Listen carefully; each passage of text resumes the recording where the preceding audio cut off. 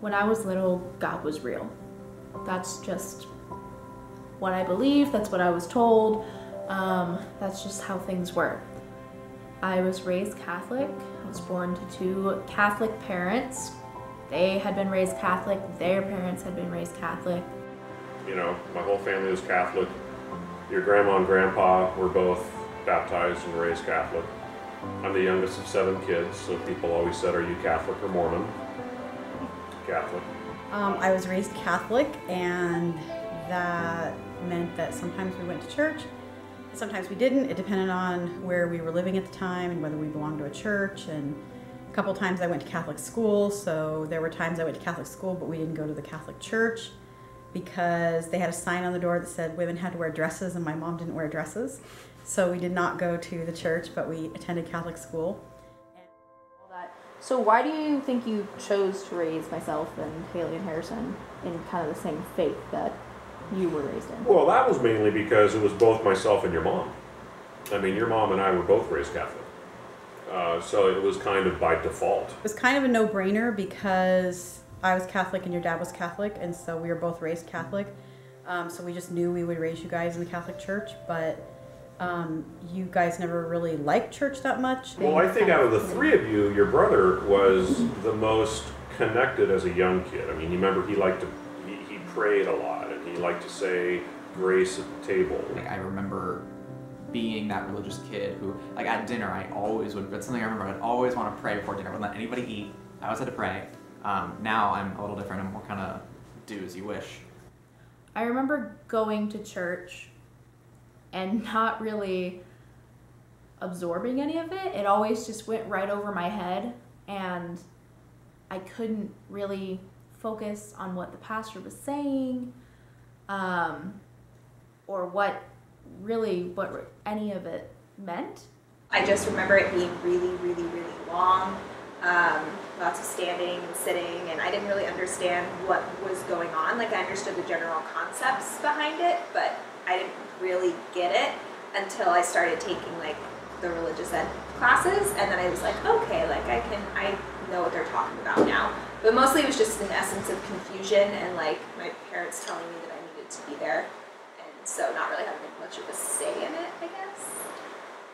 My parents influenced me religiously, but my older sister was also a huge influence for me because she was the one I looked up to. She was always a lot more into church than I was. She was always, hamming it up on stage, and I just didn't want to participate. I was not into it.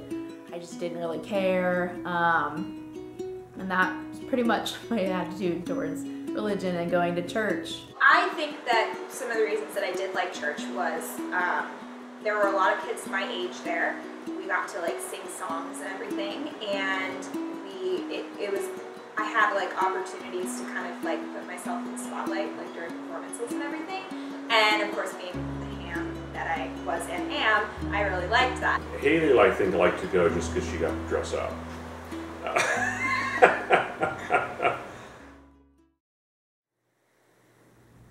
I think I questioned my religion for the first time when I was about 7.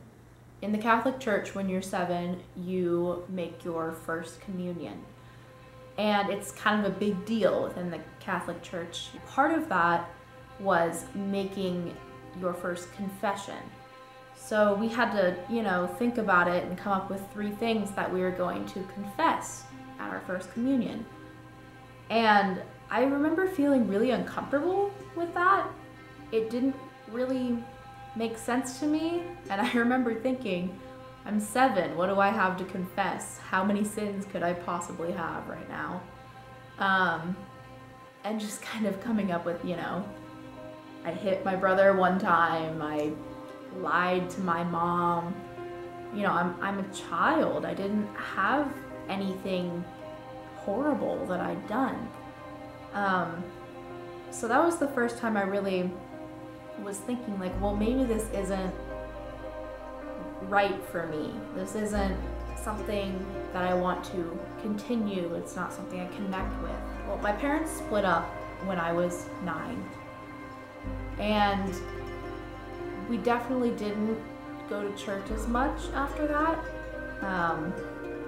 I didn't know why at the time. I wasn't really sure, but again, I didn't really love church, so I didn't mind not having to go.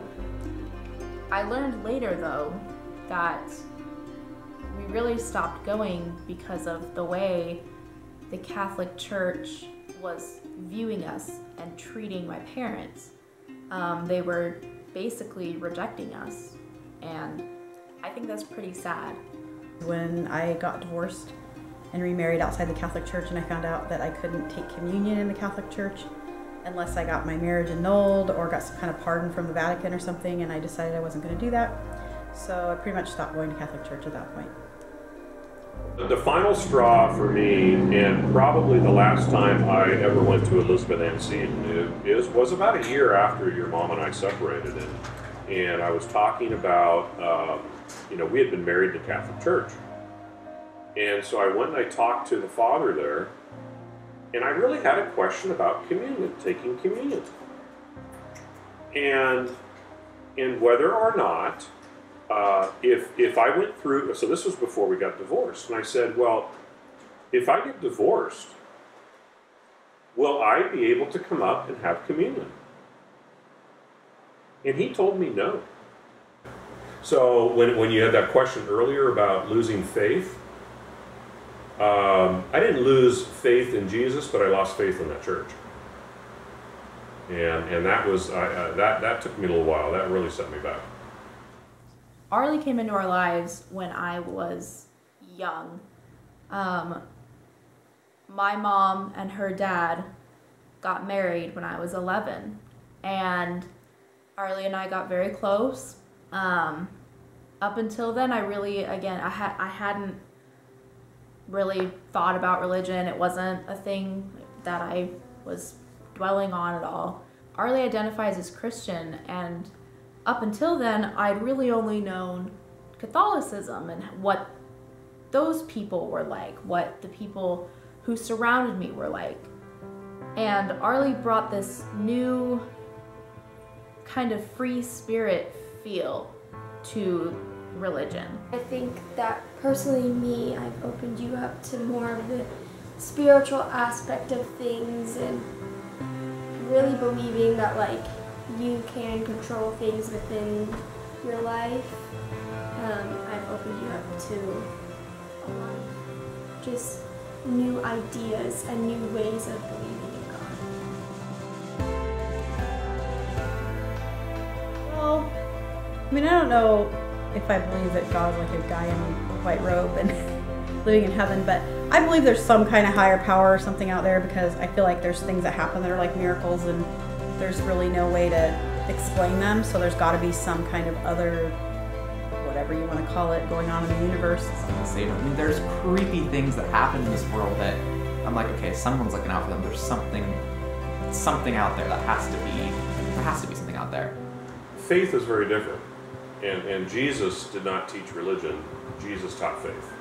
So I just believe that God truly does love everybody. He's constantly looking out for you, and prayer is real. Like if you pray, like, and you mean it, like things are gonna come true.